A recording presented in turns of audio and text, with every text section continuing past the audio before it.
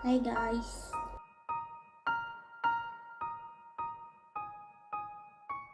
So it has been 3 months since gue masuk S2 MKIK Magister Kepemimpinan dan Inovasi Kebijakan UGM. Ini udah memasuki vlog ketiga gue, dan vlog ketiga gue ini harusnya sih ya gue masih UTS gak sih, kayak masih cerita-cerita tentang UTS lalalalilili.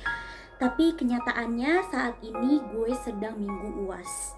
Gue ngambil 6 matkul, satu matkul memutuskan untuk enggak ada UAS. Kayak terima kasih Pak Hakim. Jadi ada tinggal 5 matkul lagi. 5 matkulnya ini 2 udahan, alhamdulillah. Itu susah banget. Satu yang apa ya, dia rumpun bisnis, dan gue bukan orang bisnis, jadi gue kayak ini apa ya, but I managed to survive. Terus abis itu ada satu matkul lagi yang gue suka, Science, Technology, and Innovation. Gue nggak begitu mengerti dosennya, tapi bahasannya gue suka. Kayaknya gue salah ngerti deh ini UASnya apa, perintah UASnya apa, tapi ya udahlah ya. Nah, tapi yang mau gue ceritain adalah 3 bulan ini gue udah UAS. Kayak demand dari UASnya tuh, wah, S1 nggak sebanding sama S1, aku bisa jamin. Waktu S1 kebanyakan paper itu apa ya, kayak pengaplikasian basic understanding gitu kan ya. Tapi kalau ini tuh papernya banyak yang kayak oke, ini real time situation, ini yang udah kita pelajarin, aplikasiin sampai ke tahap aplikasi, sampai tahap kayak direction turunan. Terus gue kayak nani ya, tapi ya udahlah, it's done, it's over. Life updates, berkuliah daring itu bukan style yang gue suka ternyata. Kayak gue ingat di vlog gue yang kemarin, kayak I am looking forward to online learning experience. Kayak enggak, Jok, I don't like online learning.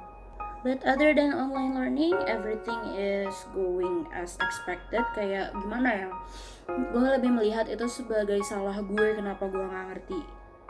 Walaupun gue bisa mengakuin kalau prodi gue ini belum ready sebenarnya untuk full online learning system gitu, itu belum ready. Cuma kayak ya salah gue juga kenapa gue gak bisa keep up. So in the end, I applied what I did pada saat gue skripsi. Kayak gue sering banget berada di momen gue gak ngerti ini apaan ya. Kayak krim yang emang jelas passion gue suka, gue gak ngerti itu apa gitu. Jadi I learned it by myself through books and through nothing else. Ya udah, kalau disuruhnya A B C D E F G, gue baca dulu. Nah, terus ini ya guys, gue kasih tips and trik buat kalian yang kayak suka lost di tengah matkul ya. Ini ngomongin apa nih matkul gitu? Caranya adalah lo ketik konsepnya, tapi konsepnya lo taruh di Google Image.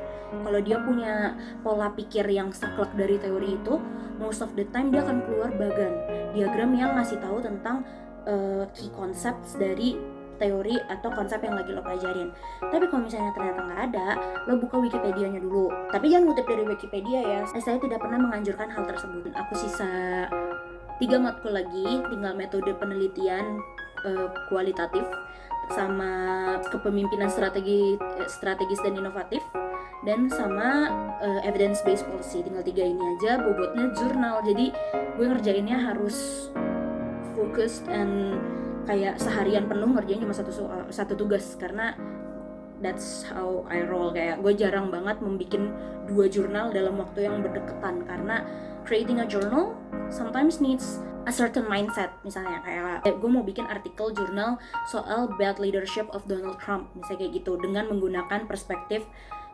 kritis misalnya gitu.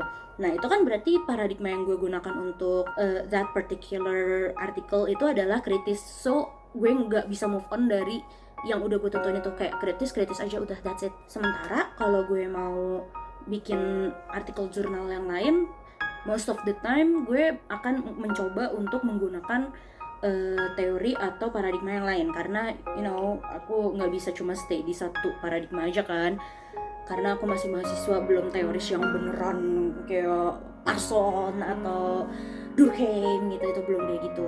Aku lebih cenderung untuk kayak oh oke, berarti hari ini karena aku ngerjain UASnya pengambilan keputusan yang paradigmanya paradigma inovasi bisnis, itu aku harus inovasi bisnis. Oke, kalau gitu setelah itu ngerjain, aku nggak ngerjain yang lain lagi. Aku ngerjainnya besok, aku ngerjain bad leadership kayak gitu. Besokannya aku ngerjain evidence based policy. Nah kayak gitu guys. Gue untuk meng-ensure the quality of my article journals itu semuanya up to par sesuai sama standar gue memilih untuk melakukan hal itu daripada gue kayak suka gimana ya, mahasiswa tuh kan suka kadang nyebutnya teori ini tapi yang dipakai teori yang lain. Nah itu sebenarnya a big no dalam dunia akademia.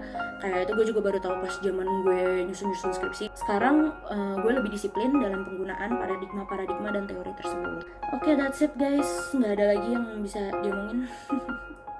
I hope you guys stay healthy, semoga semangat sekolahnya.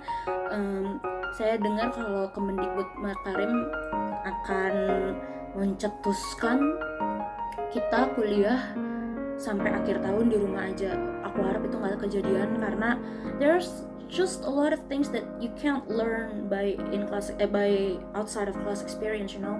Apalagi kalau S2 itu aku lebih belajar dari class experience, kayak misalnya oke, ini ada teori ini, coba pengalamannya yang dari sektor pemerintah, coba pengalamannya yang dari bisnis, coba yang pengalamannya yang fresh grad, coba yang pengalamannya yang ini.